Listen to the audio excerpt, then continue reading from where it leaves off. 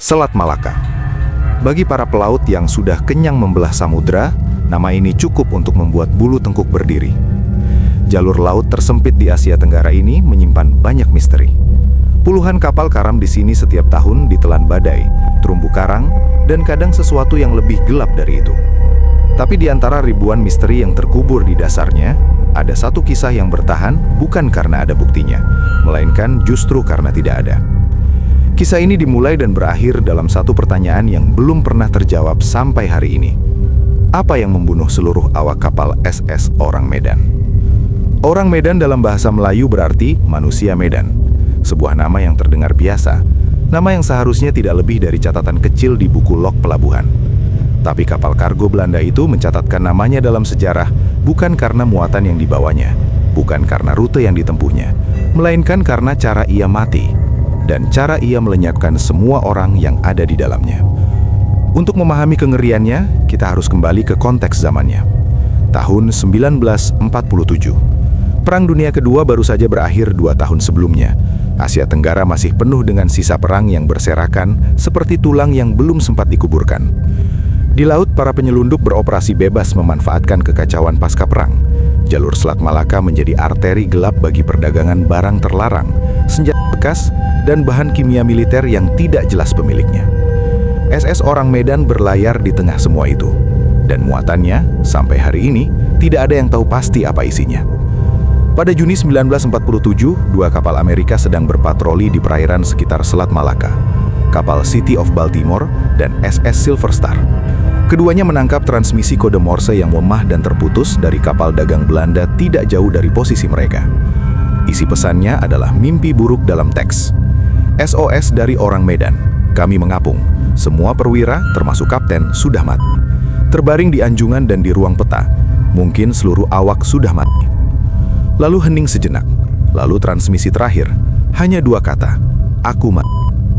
SS Silver Star langsung memutar haluannya menuju sumber sinyal. Dalam dunia pelayaran, ada aturan tak tertulis. Jika ada kapal yang mengirim SOS, kamu wajib merespons. Tidak ada pilihan lain. Ketika Silver Star tiba di lokasi, apa yang mereka temukan membuat semua orang di atas kapal berhenti bergerak. Orang Medan mengapung dengan tenang, tidak miring, tidak tenggelam, tidak ada kerusakan yang terlihat di lambungnya. Dari luar dia tampak seperti kapal yang sedang beristirahat di tengah laut. Tapi tidak ada seorang pun yang muncul di geladaknya. Tidak ada tanda kehidupan. Tim penyelamat naik ke atas kapal, dan di sanalah dunia mereka berhenti masuk akal. Di geladak utama, tubuh para awak tergeletak berserakan. Wajah mereka menghadap ke atas, dengan mata melotot dan mulut terbuka, seolah sedang menyaksikan sesuatu yang mengerikan pada detik terakhir hidup mereka. Tangan mereka menjulur ke depan, mencengkram udara kosong, seolah berusaha mendorong sesuatu yang tidak bisa dilihat oleh mata manusia biasa. Tidak ada luka, tidak ada bekas kekerasan, tidak ada bercak darah dimanapun. Kondisi tubuh para korban menunjukkan mereka sudah meninggal beberapa hari sebelum Silver Star tiba.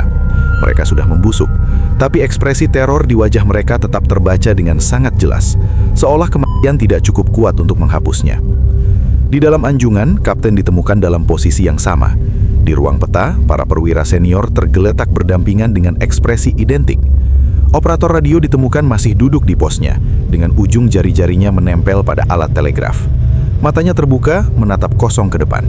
Dialah yang diyakini mengirimkan pesan SOS itu. Dan kemudian ada seekor anjing penjaga kapal ditemukan di bawah dek. Kaki-kakinya mengarah lurus ke atas. Giginya menyeringai membuka dalam geraman bisu tanpa suara. Ekspresinya sama persis dengan para manusia di atas. Makhluk itu mati dalam posisi seolah sedang mempertahankan diri dari sesuatu yang tidak meninggalkan bekas. Tidak ada penyebab kematian yang bisa ditemukan oleh tim penyelamat. Tidak ada sumber racun yang terdeteksi. Tidak ada tanda penyerangan. Tidak ada penjelasan yang masuk akal. Silver Star memutuskan untuk menarik Orang Medan ke pelabuhan terdekat. Tali tambang diikat, tapi baru saja kapal itu hendak ditarik, kepulan asap tiba-tiba keluar dari perut kapal. Sebelum siapapun sempat berbuat apapun, ledakan besar mengguncang Orang Medan. Bola api menyembur ke langit. Kapal itu tenggelam cepat ke dasar Selat Malaka membawa semua rahasianya bersama. Mayat para awaknya, muatannya, dan apapun yang ada di dalam ruang kargo yang terbakar itu. Tidak ada yang tersisa untuk diperiksa. Dan disinilah misteri ini mulai bercabang menjadi labirin yang lebih gelap. Para peneliti sejarah maritim yang mencoba menverifikasi kejadian ini menemukan sesuatu yang lebih menggelisahkan daripada ceritanya sendiri. Tidak ada catatan resmi tentang kapal bernama SS Aurang Medan di arsip maritim manapun. Tidak ada registrasi kapal, tidak ada manifest muatan, tidak ada daftar nama awak. Untuk sebuah kapal kargo yang beroperasi di jalur pelayaran internasional, ketiadaan dokumentasi ini adalah hal yang seharusnya tidak mungkin. Kecuali jika kapal itu memang sengaja tidak dicatat. Peneliti seperti Roy Bainton dan Dr. Giles Milton mencatat bahwa banyak detail dalam cerita ini bersumber dari artikel tanpa bukti konkret yang kemudian menyebar dan membesar dari mulut ke mulut. Kisah ini pertama kali muncul dalam sebuah artikel di Fate Magazine pada tahun 1953, 6 tahun setelah kejadian yang diklaim terjadi. Cukup lama untuk memberi ruang bagi ingatan manusia berkembang menjadi legenda. Tapi ada 3 teori yang selalu muncul setiap kali nama Aurang Medan disebut. Teori pertama dan paling banyak diterima adalah penyelundupan bahan kimia. SS Aurang Medan diduga kuat terlibat dalam operasi penyelundupan potasium sianida dan nitrogliserin, 2 bahan berbahaya yang tersisa berlimpah dari industri perang dan beredar bebas di pasar gelap Asia Tenggara kala itu. Jika kedua zat itu tersimpan tidak dengan benar di ruang kargo, kebocoran kecil saja sudah cukup menghasilkan gas beracun yang membunuh tanpa suara dan tanpa bekas luka.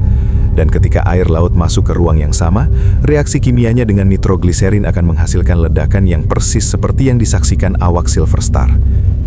Teori kedua adalah keracunan karbon monoksida akibat malfungsi mesin atau sistem ventilasi yang buruk. Gas ini tidak berwarna dan tidak berbau. Dia bisa membunuh seluruh awak kapal dalam tidur mereka tanpa ada yang sempat menyadarinya. Api yang kemudian membakar kapal juga bisa dijelaskan oleh teori ini. Tapi ada satu hal yang tidak bisa dijelaskan oleh kedua teori itu. Ekspresi wajah mereka. Orang yang mati karena gas tidak menunjukkan ekspresi teror seperti itu. Mereka tidak mati dengan tangan menjulur ke depan seolah mendorong sesuatu. Mereka tidak mati dengan postur seolah sedang menatap ancaman yang nyata di hadapan mereka. Teori ketiga adalah yang paling jarang disebut di forum akademis, tapi tidak pernah bisa sepenuhnya dibungkam. Teori ini sudah beredar sejak artikel Fate Magazine tahun 1953, bahwa Aurang Medan diserang oleh kekuatan yang berada di luar jangkauan nalar manusia. Penulis seperti Jessup yang membahas kasus ini memperkirakan bahwa kapal itu diserang oleh sesuatu yang tidak meninggalkan bekas fisik, tapi meninggalkan jejak yang jauh lebih dalam di wajah setiap orang yang ada di dalamnya. Tidak ada dari ketiga teori itu yang bisa dibuktikan. Tidak ada dari ketiga teori itu yang bisa sepenuhnya dibantah, karena buktinya ada di dasar Selat Malaka, di kedalaman yang tidak akan pernah bisa dijangkau oleh tangan manusia. Yang tersisa hanya satu gambar yang tidak pernah bisa dihapus dari ingatan siapapun yang pernah membaca kisah ini. Puluhan tubuh manusia tergeletak di atas geladak kapal yang mengapung diam di tengah laut. Wajah mereka menghadap langit, mata mereka terbuka lebar, tangan mereka teracung ke depan, menunjuk ke sesuatu yang tidak ada yang berani memberi nama.